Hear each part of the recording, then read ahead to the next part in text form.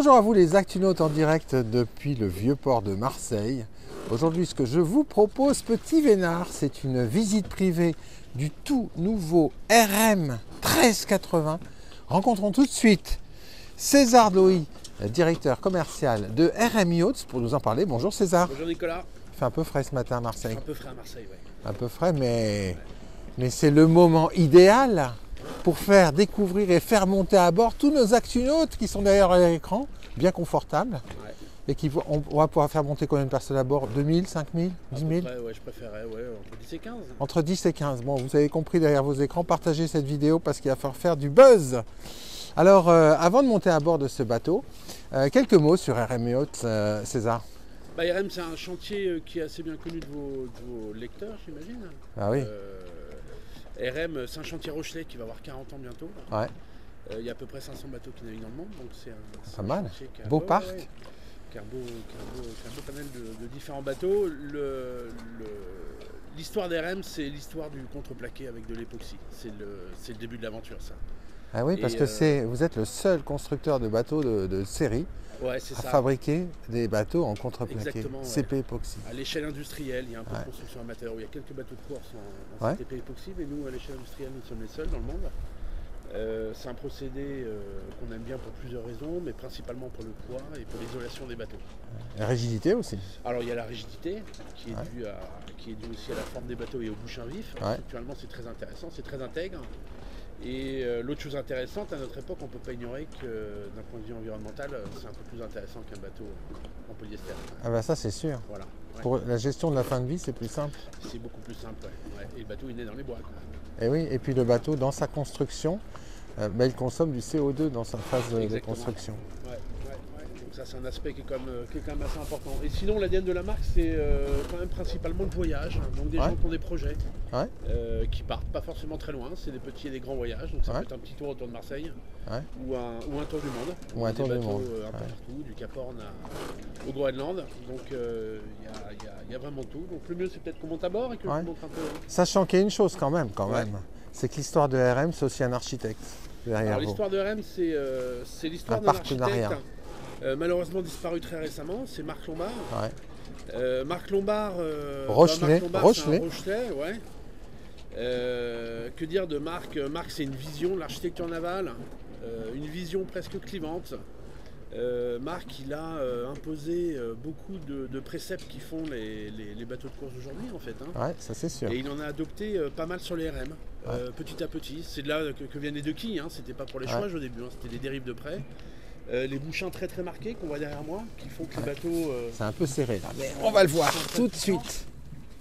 Ça, c'est des bouchins, si je dis pas de bêtises, c'est des bouchins qui sont apparus sur les premiers IMOCA qu'a dessiné Marc, comme la cible plein fruit, des bateaux comme ça. Donc voilà, Marc, c'est un bateau qui faisait des bateaux très très marins, pas très confortables au début, vraiment rustiques. Efficient. Et très efficient, et qui avait une communauté, il y avait vraiment une clientèle pour ce concept.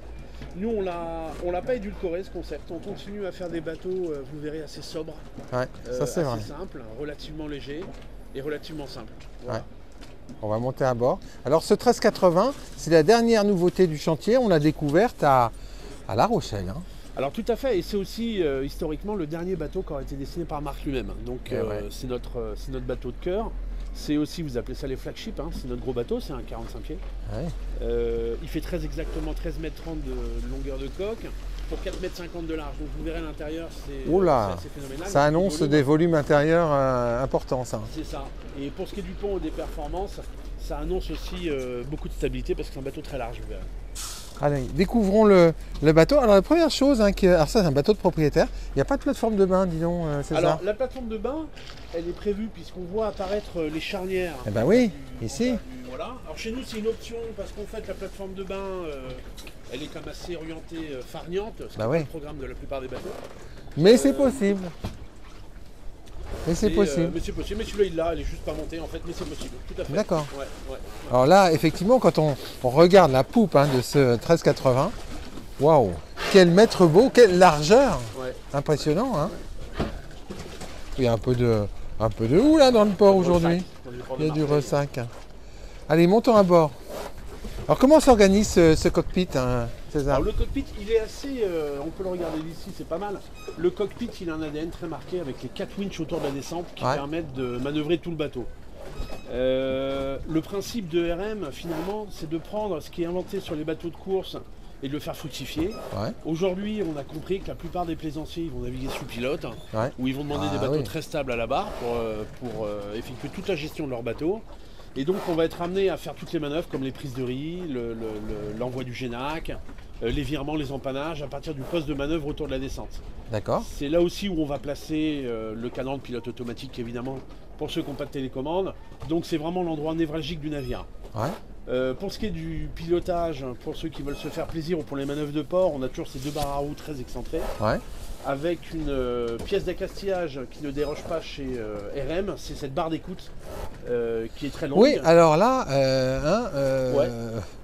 sur un voilier familial, vous avez osé. Ouais, on a osé, c'est pas qu'on a osé, c'est qu'on n'a jamais abandonné en fait. Bah oui, mais c'est pas fréquent, c'est pour ça que je dis que vous osez. Alors, nous, la barre d'écoute... vous n'allez pas la mettre en hauteur, vous n'allez pas la mettre sur un arceau, vous n'allez pas faire tout ça. On veut vraiment un contrôle maximum, donc c'est très simple. La barre d'écoute, elle est au maximum à l'arrière du bateau. L'écoute sur la grand voile... C'est vraiment à l'arrière de la baume. Vraiment à l'arrière de la baume, pour que structurellement, la baume soit la plus légère possible. Et on va vraiment dédier le bateau au contrôle de ses voiles. D'accord. Donc ça, c'est des aspects sur lesquels on ne va pas tergiverser. Et ben on va faire un petit tour du pont. Allez. Montons à bord.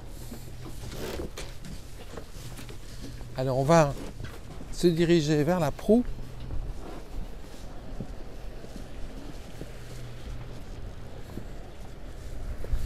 On va regarder ici le petit frère qui est juste à couple pour voir un peu la forme de la carène avec ses bouchins. Et ce style, et le redent supérieur. Toujours de belles couleurs chez vous. Nous, le choix des couleurs est libre parce que les bateaux sont laqués à la fin du process. C'est pas un gel coat comme les bateaux industriels, comme les bateaux de production de masse. Donc on a un choix quasiment infini de couleurs en fait. C'est pour ça qu'on voit des RM de toutes les couleurs. On a un gros travail de peinture et d'enduit, j'imagine. Il y a un très très gros travail d'enduit dès la fin de la menuiserie en fait. Et vous travaillez avec quel type de peinture pour avoir ce rendu? Tous les produits qui sont mis sur le bateau, ils sont à base d'époxy. Et la peinture, tout à la fin, c'est un polyuréthane. D'accord. Bicomposant. Magnifique. Alors ici, c'est assez caractéristique, mais on a avancé un peu vite. Il y a quelque chose sur les RM qui est assez unique. C'est que le baoban est rentré vers l'intérieur du bateau. Pour 2 raisons. La première, pour que les voiles d'avant puissent être bordées le plus près par rapport à l'axe du navire. Les écoutes des 2 voiles d'avant sont ici. D'accord. Et le point positif, c'est que ça génère un passe avant complètement libre, confortable, qui n'est pas encombré. On ne regarde pas le bateau. On n'a pas besoin de se pousser. Il n'y a pas besoin de se pousser ou de se contorsionner pour passer. Structurellement, c'est un peu embêtant parce qu'on a un baoban qui traverse l'extrémité du carré. On le verra. On verra à l'intérieur. Mais est-ce que c'est vraiment gênant? Pas vraiment. Ça peut être un élément de design aussi, ça dépend. Vous l'avez fait comme un élément de design, vous? Ouais, c'est ça, complètement. Mais en tout cas, c'est d'abord un sujet d'efficience sous voile. D'accord. Donc les passes avant ils sont super larges, on est retenu sur les côtés, donc vous avez vu il y a des mains courantes tout le long, c'est vraiment des bateaux de mer. La zone de pied de mât, finalement, on n'a plus ces balcons qu'on voyait apparaître sur les vieux RM, parce que tout revient à l'arrière du bateau. Ok, donc ça c'est une ça zone c'est bien ça. Qu'on essaie de ne pas trop fréquenter quand on est en mer. Le gréement il est assez classique quand on le regarde d'ici. C'est des barres de flèche très puissantes comme sur les bateaux de course actuels. Un halbar rigide, un gréement en aluminium en standard mais qui peut être en carbone. Et l'autre spécificité très forte du RM, c'est que c'est des cotres. Alors un cotre, qu'est-ce que c'est? Qu'est-ce que c'est qu'un cotre, les actunautes? Allez, cliquez, commentez en dessous de la vidéo. Allez, explication, c'est ça. On voit ici le cotre. Alors un cotre, c'est un bateau qui a 2 voiles d'avant et qui à l'origine avait ce qu'on appelait un Yankee à l'avant. Un Yankee, c'est un génois avec un point d'écoute très haut, qui est plutôt fait pour les allures portantes. Et derrière, une vraie voile de près. Cette vraie voile de près, c'est la trinquette qu'on voit ici. Alors la trinquette, c'est un grand solent en fait, pour ceux qui ne connaissent pas bien. Le point d'écoute de la trinquette qui recouvre d'à peu près 105%, il va dépasser un peu le baoban. Et la trinquette, c'est une voile qu'on va mettre à partir d'une vingtaine de nœuds et qui peut accompagner le bateau très loin. Donc jusqu'à 50 nœuds, on sera sous trinquette sur un bateau comme ça. Ça permet de réduire la toile, mais en avançant quand même en ayant de la poussée à l'avant en fait. Alors c'est la direction. Et ça permet surtout de ne jamais rouler son génois de quelques tours, ce qui n'est pas efficace du tout et ce qui abîme les voiles. Donc ça c'est un parti pris très fort. L'autre chose, c'est que le RM étant très fortement inspiré des bateaux, des voiliers de course actuels, les mâts ont beaucoup reculé dans le bateau. Le mât est quasiment au milieu du bateau, en fait. Ouais, c'est incroyable, parce qu'avant, c'était plutôt sur la fin du premier tiers. Ouais, exactement. Et là, on arrive sur la moitié, en fait. On arrive quasiment à la moitié du bateau, avec une grande voile qui fait la taille du génois. Donc le bateau, il est parfaitement équilibré. Ah, il a même poussé. Ouais. Et l'avantage de cette configuration, c'est que la trinquette va être utilisable, finalement, quand on est sous spi, quand on est sous génac. Pour avoir 2 voiles d'avant en permanence. Ça permet de naviguer à 3 voiles. Là. Ça permet de naviguer à 3 voiles, ce qui stabilise le bateau pas mal quand notamment il est sous pilote. D'accord. Voilà. Quelle est la surface de toile, la grand voile? C'est une grand voile à corne ou une grand voile? Non, c'est pas une grand voile à corne. Alors, il y a certains bateaux qui ont des grands voiles à corne, mais il faut des bastacs pour passer les bastacs. Donc nous, le bateau a été imaginé étant un bateau de voyage sans corne. Donc au près, on est autour de 100 mètres carrés. D'accord. Sur un bateau comme ça. Et au total, en surface de toile au près, on est à combien? C'est ça, on va être autour de 100 mètres carrés. 100 mètres carrés. Ouais. Et puis voilà, la trinquette fait 33 mètres carrés. Alors si on avance un peu, il y a une autre petite innovation qu'on voit plus très souvent sur les bateaux. Aujourd'hui, les bails à mouillage disparaissent. Nous, oui, parce que ça devient des cabines. Ça devient des cabines, c'est ça. Alors nous, on va à l'inverse de ce mouvement et on a créé finalement une soute à voile, comme sur les voiliers anciens, d'accord, dans laquelle on va venir mettre un spi, des pare-battages. Allez, des mots. Démonstration, on va aller ouvrir cette soute à voile. Elle a une belle taille en plus. Oh là, oui. D'ailleurs, voilà, il a son génaqueur devant. Et ben voilà. Et à l'avant de cette soute à voile, au-dessus de ce qu'on appelle la crash box, on va trouver la baille à mouillage. Hop. Ah oui. On peut mettre toutes les voiles Non, on met un spi et puis un génac par exemple. D'accord. Toutes les voiles en fait qui sont qu'on va monter spécifiquement. Tout ce qu'on appelle les voiles volantes. Ah, c'est bien ça. Ouais. C'est vrai que ça disparaît, parce que souvent, notamment sur les bateaux de grande série de moins de 40 pieds, il y a à la chercher. Là. Vous voyez bien, on perd quand même pas mal de surface utile et de volume utile à l'intérieur du bateau. Ah oui, mais c'est un voilier quand même, c'est pas un appartement. Il faut oublier que c'est un voilier. Ah oui. Ouais. En avant, la baille à mouillage. Et ensuite, une autre partie des REM qui est assez caractéristique. C'est beau ça. On appelle une définière ou un bout dehors, finalement. Ouais. C'est beau, le style est vraiment réussi. Qui intègre le davier et également la pièce d'étai qui est mécano-soudée, qui est en inox, qui est sous l'enrouleur. Alors ce bout dehors, il va recevoir à son extrémité un anneau à friction qu'on voit là, qui est la mure de spi finalement, qui est une voile encore très populaire sur les REM, les spi asymétriques. Et en arrière, il y a 2 petits orifices avec 2 petits anneaux à friction. Ça, c'est un point fixe pour un génaqueur, pour un emmagasineur de génac. D'accord. Ah oui, on peut vraiment équiper et personnaliser le plan de voile de son voilier. Tout à fait. Ouais. Alors, petit détail de style, ce sont ces 2 oreilles de chat que l'on retrouve sur les différents roufs des RM. Ici, les oreilles de chat. Hop, hop, hop. Ça c'est ce que j'appelle les oreilles de chat, mais voilà, bah oui.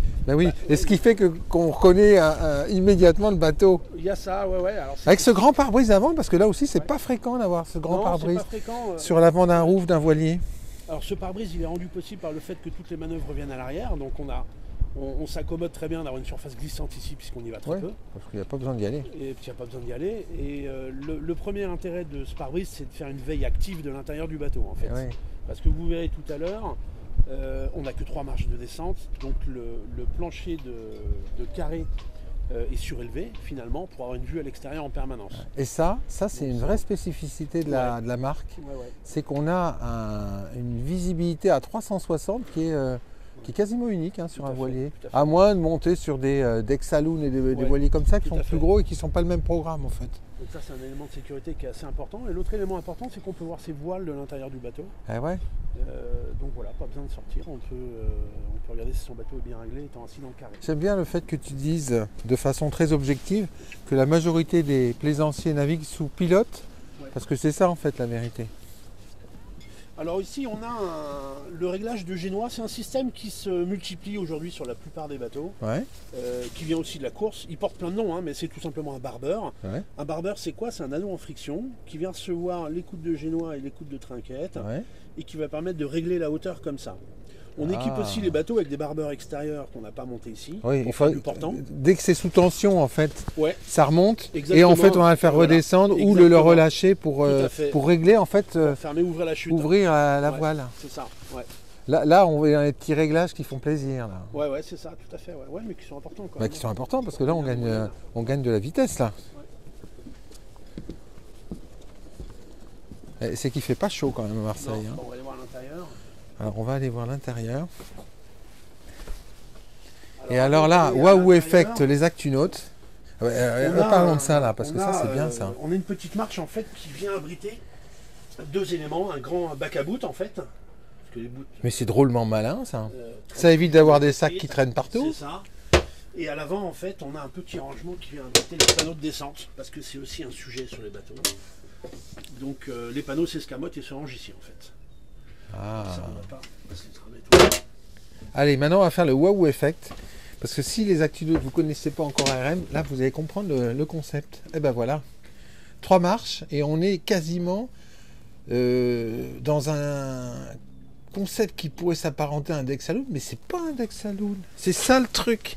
Mais alors, quelle luminosité et quel style unique en fait, parce que ce style très simple, très moderne et très apaisant, ça c'est du RM.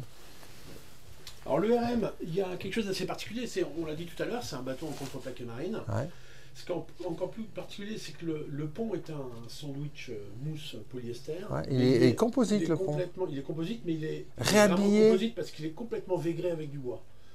Donc tout ce qu'on voit ici, finalement, c'est pas un contre-moule, c'est du contreplaqué qui est enduit et qui est peint en blanc. Il y a un sacré boulot de il y a beaucoup de travail de finition en fait. C'est très chronophage. Parce que quand on arrive là, on n'a pas l'impression que c'est du bois. Hein. Non, tout à fait. C'est parfait comme un composite, comme une injection à la rigueur. Tout à fait. Et étant des bateaux nous on considère que c'est presque des bateaux de travail, finalement c'est des peintures industrielles qui se lavent à l'éponge. Ça c'est bien ça. Des maintenances assez, ça aussi c'est bien, et puis les interrupteurs qui sont simples à trouver, même pas à chercher parce qu'on les trouve tout de suite. Ce bateau il est proposé avec quel type d'appendice? Alors le RM, le classique, 1380. Le 1380 il est proposé en biquille bisafran. Ouais. En quille relevable et en simple quille. D'accord. Et là, on a un quoi? Alors ça, c'est un simple quille. Ah bah oui, on le voit ici. On le voit ici. Voilà. Alors, on en a parlé hier, il y a une spécificité sur les RM, c'est que le nœud structurel du bateau, donc le mât, les haubans et les appendices, sont fixés sur un châssis métallique en acier galvanisé. C'est une des premières pièces qu'on pose quand on commence la fabrication du bateau. Les bateaux sont fabriqués quille en l'air, comme dans l'ancien temps. Et tout est repris dessus. Et tout est repris là-dessus. Donc ça, c'est une même les bas au banc. Assez importante. Ouais. Les bas au banc, on en parlait. Hein. Ça, voilà. Qui traverse la quand on parle de style, ben voilà. Est-ce que c'est moche? Non. C'est même plutôt beau. Donc ça, c'est une autre caractéristique des RM. Et le galopant, il est repris sur la coque extérieure et puis il descend jusqu'en bas. Ouais. Alors tiens, on est dans parlons de plan d'aménagement. Alors, bâbord, sur l'arrière du roof, on a une cuisine en U. Voilà. Ça c'est bien parce qu'en fait c'est hyper pratique pour se caler à la c'est les cuisines de mer, donc avec une fargue tout autour pour tenir. Ici. Voilà, et puis ce U, c'est vraiment c'est pareil, c'est une espèce de grande main courante. Et puis après, tout est optimisé à l'instar de ces tiroirs. De rangement. Ça c'est vraiment malin. Beaucoup de stockage froid, dis donc. Donc avec des grandes cuisines comme ça, on peut se permettre d'avoir des vrais tiroirs à froid. Ça c'est même un congélateur en bas là. Donc ça c'est quand même assez typé voyage. Sinon, ici il y a quand même ces 3 marches de descente qui sont vraiment très spécifiques.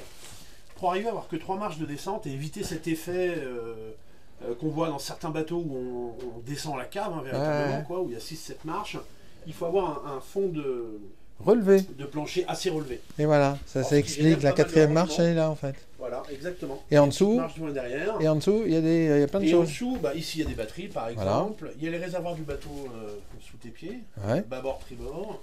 On a vraiment centré toutes les masses du bateau. Les réservoirs de gazole sont ici et les réservoirs d'eau sont de chaque côté du carré, de chaque côté de la quille. D'accord. Donc il y a vraiment des aspects marqués autour de la performance quand même. On est sûr. Alors, ce bateau est proposé en quel type de plan entre les cabines et les salles de bain?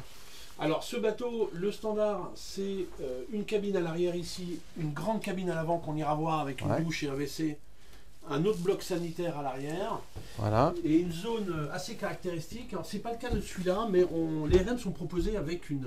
Ça c'est un atelier. Avec un atelier, voilà, un coin technique. Alors ça c'est pas le cas, mais il devrait y avoir. C'est pas le cas parce que c'est un bateau qui va faire un peu de location.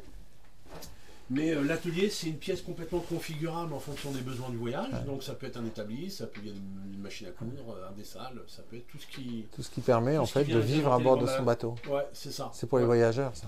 C'est plus pour les voyageurs, c'est ça, ou pour les familles réduites qui n'ont pas besoin d'avoir trop de bannettes, quoi. Ouais. Trop de bannettes. Alors là, on voit la table à cartes, ça fait plaisir, une vraie table à cartes dans le bon sens. Et en plus, ce qui est dingue, c'est qu'avec le pare-brise avant, on est dans cette table à cartes, on fait une vraie veille là. Et puis tout est regroupé, là, bah, forcément c'est logique, mais autant le montrer. C'est très bien. L'équipement de sécurité qui est sous le siège ici. Donc c'est vraiment le poste de... Voilà, et puis regardez, c'est un voilier quoi. Allez, découvrons la suite propriétaire qui est dans la pointe avant. Et alors là, de part et d'autre, pardon, de l'entrée, on va avoir les toilettes et de quoi se laver. Et puis ce grand lit. Ce qui est incroyable, c'est qu'il est relativement bas, César, le lit. Contrairement à la majorité des voiliers, c'est agréable en fait, parce que c'est comme à la maison là. Hein. Dans un style très épuré. J'aime beaucoup ce contraste entre du bois, les persiennes, et puis le blanc qui est omniprésent dans le bateau. Beaucoup de luminosité, des rangements. Voilà. Alors notre visite touche à sa fin, malheureusement, César. Alors, comment il a été accueilli, ce bateau, depuis sa présentation à La Rochelle? Le bateau, depuis la présentation à La Rochelle, il connaît pas mal de succès. Ça, c'est le numéro 2, en fait. Aujourd'hui, on a jusqu'au numéro 6 en commande. D'accord, pas mal. Ce qui nous plaît beaucoup, c'est que les 6 bateaux, c'est des bateaux de projet. Sur les 6, il y en a 3 qui vont partir autour du monde.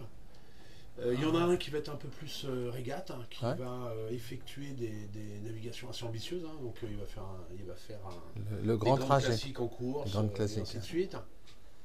Donc, on est très content du départ de ce projet. Enfin, ça fait aujourd'hui, le numéro 1, il a 1 an et demi. Donc, on est très content de la suite des opérations. Ouais. Alors, il est proposé à partir de quel prix ce bateau, César? Le bateau, il est proposé en TTC à 480 000 en standard, avec ses voiles. Et après, effectivement, en fonction de notre programme, on peut l'agrémenter. Le personnaliser, parce que c'est aussi une force, ça, du chantier. Ouais, on peut très lourdement modifier les bateaux en fonction de ce que vous souhaitez faire. Ouais. Merci beaucoup, César. Je vous en prie. Voilà, chers actunautes, vous êtes parmi les tout premiers à être montés à bord de CRN 1380. C'est le dernier né du chantier Rochelet. À très bientôt sur Bateauscope.